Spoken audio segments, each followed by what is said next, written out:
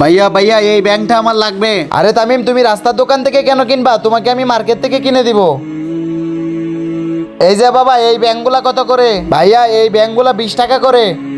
এই নাও, আমাকে একটা দাও।